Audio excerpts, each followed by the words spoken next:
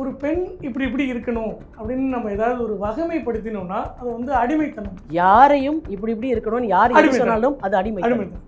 எந்த உறவுலையும் ஒரு ஆனஸ்டி இருக்கணும்.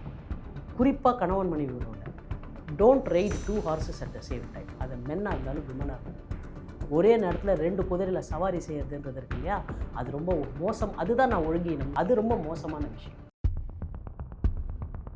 இது வீட்டில் நமக்கு சாப்பாடு இல்லைனாக்கா ஹோட்டலில் போய் வாங்கி சாப்பிட்டுக்கிற மாதிரி அப்படின்னு இந்த மாதிரியான உறவுகளை முன்னாடி கள்ள உறவு அப்படின்லாம் சொன்னதை கூட திருமணம் கடந்த உறவு அப்படின்னு ஒரு மாதிரி நார்மலைஸ் பண்ணி மேடைக்கு மேடை நிறைய பேர் இந்த மாதிரி பேச ஆரம்பித்ததில் இந்த சமூக வலைதளங்களில் பெண்கள் வந்துட்டு ஆக்சுவலாக கொஞ்சம் ஓவர் போர்டாக போகும்போது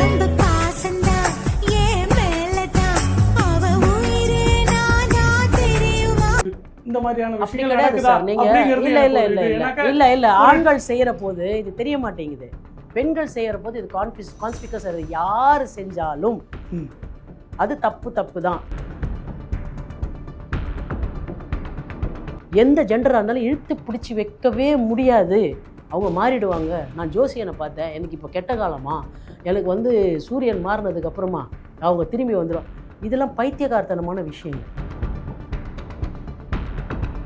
உனக்கு பிடிக்கலன்னா போ, ஃப்ரீ.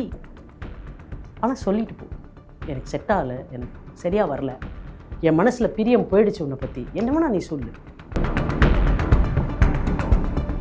நீங்கள் மேற்கத்திய சமூகத்தை கேட்டீங்க. மேற்கத்திய சமூகம் குடும்ப அமைப்பு தான் நல்ல வாழ்க்கை முறைன்றதை டுவர்ட்ஸ் தட் நகர்ந்துக்கிட்டு இருக்காங்கன்றதை நீங்கள் அங்கே இருக்கக்கூடிய ரிசர்ச் எடுத்து பார்த்தீங்கன்னா உங்களுக்கு புரியும்.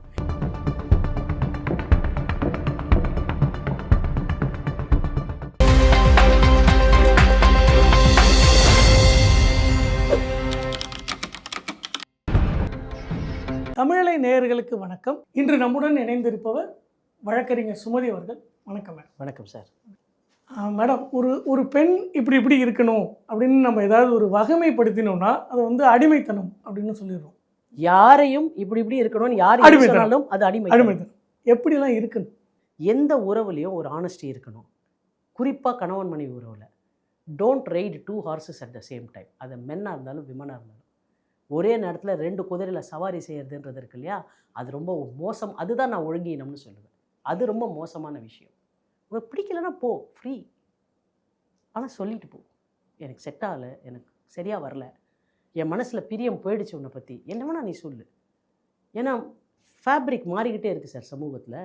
நான் பழைய ஃபேப்ரிக்கை வச்சுக்கிட்டே தான் இருப்பேன்னு நம்ம யாரும் இங்கே பேச முடியாது. நீங்கள் மேற்கத்திய சமூகத்தை கேட்டீங்க. மேற்கத்திய சமூகம் குடும்ப அமைப்பு தான் நல்ல வாழ்க்கை முறைன்றதை டுவர்ட்ஸ் தட் நகர்ந்துக்கிட்டு இருக்காங்கன்றதை நீங்கள் அங்கே இருக்கக்கூடிய ரிசர்ச் எடுத்து பார்த்தீங்கன்னா உங்களுக்கு புரியும். அங்கே இண்டிவிஜுவலிசம்ன்றது குறைஞ்சிக்கிட்டு ஃபேமிலி இஸ் வெரி இம்பார்ட்டண்ட்.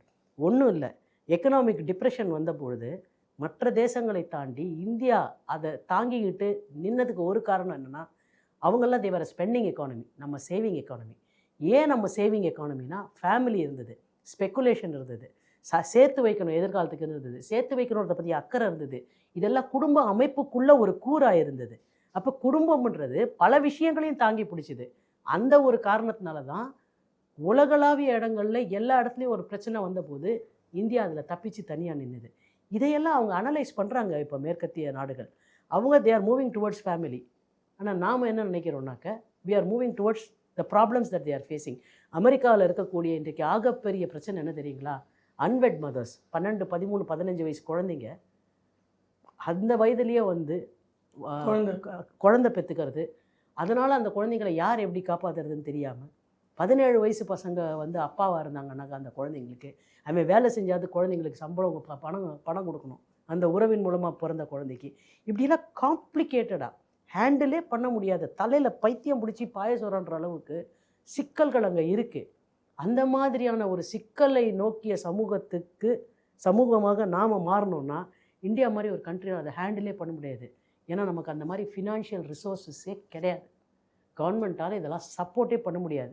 இந்த மாதிரி சிக்கல்களை ஹேண்டில் பண்ணுறதுக்கு இவ்வளோ பெரிய பாப்புலேஷனுக்கு இங்கே இருக்கக்கூடிய ஜுடிஷியரியில் இருக்கக்கூடிய number of courts, number of ஜட்ஜஸை வச்சுக்கிட்டு எவ்வளோ பிரச்சனையை சார் அவங்களும் ஹேண்டில் பண்ணுவாங்க?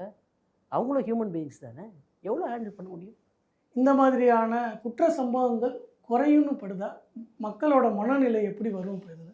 சார் பொதுவாக வந்து கிரிமினாலிட்டின்றது ஒரு மைண்டுக்குள்ளே போயிடுதுன்னு வச்சுக்கோங்க சார்.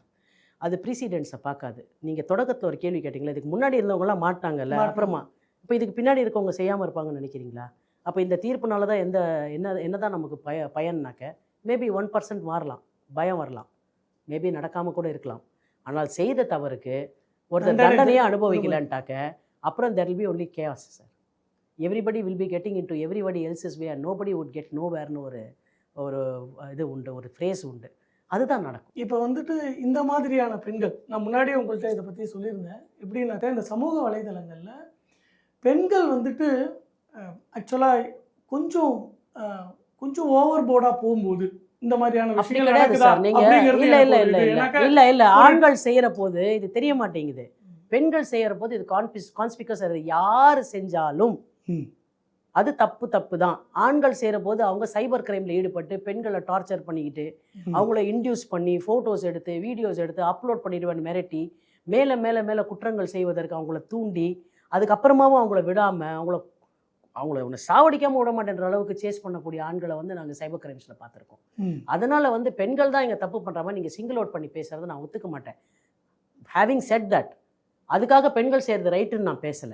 ஆனா நீங்க சிங்கிள் அவுட் பண்ணாதீங்க. சிங்கிள் அவுட் பண்ணல. இங்க குற்றம் இங்க வந்து சமூகத்தால் ஒப்புக்கொள்ளக்கூட முடியாத நெறிகளிலே ஈடுபடுபவர்கள் ஆணாக இருந்தாலும் பெண்ணாக இருந்தாலும் அது கண்டனத்துக்குரியது. அவை குற்றங்களாக மாறுகின்ற பொழுது அவர்களை மட்டும் அது பாதிக்கிறது இல்லை, சம்பந்தப்பட்டவங்க அடுத்தவங்க பக்கத்துல இருக்கவங்களை கொலை செய்யலாமான்ற அந்த குற்றம் ஒரு எண்ணம் இருக்குல்ல, அந்த அந்த கல்பபிள் மைண்ட் இருக்குல்ல, கல்பபிள் மைண்டா அவங்க மைண்டு மாறிடுது. அப்படின்ற இடத்துல தான் நம்ம இந்த அக்கறையில் பேசுகிறோம். ஆமாம், தனி மனித ஒழுக்கத்தை பற்றி எங்கே பேச்சு இல்லை. உன்னுடைய ஒழுக்க நெறிகள், நீ பின்பற்றக்கூடிய ஒழுக்கம் எப்பொழுது உன்னை ஒரு கல்பபிள் மைண்டா, குற்றமுறு எண்ணமுடைய சிந்தனை உடைய மனமாக உன் மனதை மாற்றக்கூடியதாக உன் செயல்பாடுகள் அமைந்துவிடும் என்றால், by virtue of time, by lapse of circumstances, ஒவ்வொரு சம்பவம் நடக்க நடக்க நடக்க உனக்கு அது கடைசியாக அது க்ரைமில் போய் உன் மைண்டு நிற்கும்னாக்க இதெல்லாம் செய்யாத. இதெல்லாம் செய்யாதேன்னு சொன்னதுக்கு காரணம் இப்படி தான் நீ இருக்கணுன்றது இல்லை. இப்படிலாம் செஞ்சுக்கிட்டே போனீங்கன்னா கடைசியில் அது ஒரு க்ரைம் பண்ணுற அளவுக்கு உன்னை தள்ளிடும். சார் நீங்கள் எந்த அடல்ட்ரஸ் ரிலேஷன்ஷிப்பில் எடுத்துக்கிட்டாலும் என்ன சார் நடக்குது? ஒன்று கணவன் மனைவியை கொண்டுடுவான், இல்லை மனைவி கணவனை கொண்டுடுவான், இல்லை கணவன் பேரமோரை போய் கொண்டுடுவான், இல்லை மனைவி வந்து வேற ஒருத்தனை யாராவது ஒருத்தனை கொல்லுவான் சார். ஏன்னா ஏதாவது ஒரு மனதிலே எனக்கு நம்பிக்கை துரோகம் நடந்துருச்சு, இல்லை நான் நினச்ச மாதிரி வாழ முடியலை இப்படின்ற ஏதாவது ஒன்று இருக்குல்ல, அதை ஒன்று கடைசியாக ஒரு க்ரைமில் கொண்டு போய் நிறுத்தும். அந்த க்ரைமில் கொண்டு போய் நீ உன் மைண்டை நிறுத்தக்கூடாதுன்றதுக்காக தான் இந்த பவுண்ட்ரிஸ் என்னன்றதை நீ கிளியராக வச்சுக்கோ அப்படின்னு சமூகத்தில் அதை ஒழுக்க நெறிகள்னு சொன்னாங்க. அந்த ஒழுக்க நெறிகள்ன்ற வார்த்தை ரொம்ப கெட்ட வார்த்தையாக தோணுது நிறைய பேருக்குன்றதுனால watch yourself, watch that your mind is not becoming criminal, watch that your activities are not leading you towards a crime. இப்படி தான் நம்ம அதை சொல்லணும். புரியுது மேடம். நான் லேடிஸ்னு சிங்கிள் அவுட் பண்ணி சொல்கிறதுக்காக இதை சொல்லலை. ஆனால் மோஸ்ட் ஆஃப் த டைம் இம்மிடியேட்டாக மாட்டிக்கிறது லேடிஸாக தான் இருக்காங்க இதில். ஏன்னா சார் அவங்களுக்கு ஏன்னா நீங்கள் யுக யுகமாக தவறு செய்து பழகியவர்கள், அதனால் உங்களுக்கு தப்பிக்கிறதுக்கும் தெரியுது. அவங்க வந்து அவங்களுக்கு தெரியலை சார் பாவம். அதுக்காக அவங்க தப்பிக்க தெரிஞ்சுக்கணும்னு நான் சொல்லலை, அப்படி ப்ராப்பகேட் பண்ணல. நான் என்றைக்கும் இந்த மாதிரி எந்த விஷயங்களையும் நான் சப்போர்ட்டும் பண்ண மாட்டேன், நான் ப்ராப்பகேட்டும் பண்ண மாட்டேன். நீ என்னை பிற்போக்குவாதின்னு சொன்னாலும் எனக்கு அதை பற்றி பிரச்சனை கிடையாது. நான் எப்பொழுதுமே நினைக்கிறது எந்த ஒரு இண்டிவிஜுவலுக்கான சுதந்திரமும் அவங்க நல்லா இருக்கணும், அவங்க நல்லா படிக்கணும், அவங்க நல்லா மேலே வரணும், அவங்கள சுற்றி இருக்க 4 பேருக்கு ஹெல்ப்ஃபுல்லாக இருக்கணும், அவங்க சமூகத்துக்கு நல்லா இருக்கணும், அவங்க குடும்பத்துக்கு நல்லா இருக்கணும், அவங்க சம்பாதிக்கிற காசை வந்து அவங்க என்ஜாய் பண்ணி மீதியை வந்து இந்த சமூகத்துக்கு நல்லது செய்ய கொடுக்கணும், அந்த அளவில் அவங்க ஹாப்பியாக போகணும். இதுதான் ஒரு வளர்ச்சின்னு நான் நினைப்பேனே தவிர இதை தாண்டி நம்மளோட இண்டிவிஜுவாலிட்டின்றது வந்து அப்படியே வந்து எதையோ இங்கே எஸ்டாப்ளிஷ் பண்ணிவிட்டு நம்ம போனதுக்கப்புறம் ஒரு 500 வருஷத்துக்கு நம்மளை ஞாபகம் வச்சுக்கிற அளவுக்கெல்லாம் இந்த சமூகத்தில் ஒன்றுமே கிடையாது சார். அதெல்லாம் ரேராக எங்கேயாவது ஒரு 2 பேர் வாழ்க்கையில் நடக்குது. டிக்டாக்ல வரதில்ல, ரீல்ஸில் வரதெல்லாம் உண்மையில் சொல்லணுன்னாக்க பெரிய இலக்குகளை நோக்கி நடப்பவர்கள் இந்த டிக்டாக் ரீல்ஸ்லாம் மாட்டவே மாட்டாங்க. கரெக்ட். அப்துல் கலாமுக்கு என்ன சார் பேஜ் இருந்தது நீங்கள் சொல்லுங்கள் சார். நான் ஒரு எக்ஸாம்பிளுக்காக சொல்கிறேன். அவருக்கு என்ன பெரிய பேஜ் இருந்தது? இல்லை இங்கே இருந்த மற்ற பெரிய சயின்டிஸ்ட்டுக்கெல்லாம் இப்போ எவ்வளவோ நம்ம எஸ்எல்வி நிறையா யாருக்கு சார் என்ன சார் பேஜ் இருக்குது? Because they didn't have time. வேலையை பார்க்குறதுக்கே நேரம் கிடையாது. பேஜாவது ஒன்றாகுது, வேலையை பார்ப்போம், then it will speak for it self. நாம் செய்யக்கூடிய பணிகள் அது தானாக நம்மை பற்றி பேசும். நாம் மெனக்கட்டுக்கிட்டு அதுக்காக உட்காந்து பாடுபட வேண்டியதில்லை. ஆனால் இங்கே என்ன ஆகி போச்சுன்னா, ரெக்கக்னிஷன்ன்றது யாருக்கு வரும்? நான் இதை மக்களுக்காக சொல்கிறேன். நீங்கள் தேடி போய் நல்லது செய்கிறவங்கள பாராட்டுங்க. உங்களோட கவனத்துக்கு வர்றதை பாராட்டுறது, வெளிச்சத்துக்கு வர்றதை பாராட்டுறதுன்றதை நீங்கள் நினைக்கிறீங்க. அப்புறம் பெருசாக செய்கிறவங்கள பாராட்டணும்னு நினைக்கிறீங்க. தேவையில்லை, குட்டி குட்டியாக செய்கிறவங்கள பாராட்டலாம். இந்த வெளிச்ச பைத்தியம், இந்த புகழ் பைத்தியத்துக்கு அடிமையாகி திரியிறாங்கல்ல, அவங்களெல்லாம் ரெஸ்ட்ரெயின் பண்ணுறதுக்கு ஒரு செயலியாக, ஒரு ஊக்க செயலாக அது இருக்கும்னு நான் பொதுமக்கள்கிட்ட ரொம்ப வேண்டி கேட்டுக்கிறேன். அது இறுதியாக ஒரே ஒரு கேள்வி. இதே சேனலில் நீங்கள் இதுக்கு முன்னாடி இந்த ரித்தன்யா கேஸ் சொன்னப்போ பெண்கள் வந்து தைரியமாக இருக்கிறதுக்கு என்ன பண்ணணும்னு சொல்லிட்டு ஒரு அட்டகாசமாக ஒரு விழிப்புணர்வுக்காக ஒன்று சொன்னீங்க. 11வது 12வதுலேயே லா பற்றின ஒரு கோர்ஸ் மாதிரி வச்சாக்க எல்லோரும் தைரியமாக இருப்பாங்க. அது மாதிரி அதே மாதிரி சொல்லணுங்கிறது இல்லை, ஒரு விழிப்புணர்வுக்கு நம்ம வந்து நான் பேசிக்காக என்ன நினைக்கிறேன்னா, நான் லாயராக இருக்கிறதுனால சொல்லலை இதை. இப்போது ஒரு என்ஜினியரிங் ப்ரொஃபஷன்லையோ ஒரு மெடிக்கல் ப்ரொஃபஷன்லேயோ எல்லாரும் எல்லாத்தையும் தெரிஞ்சுக்க முடியாது.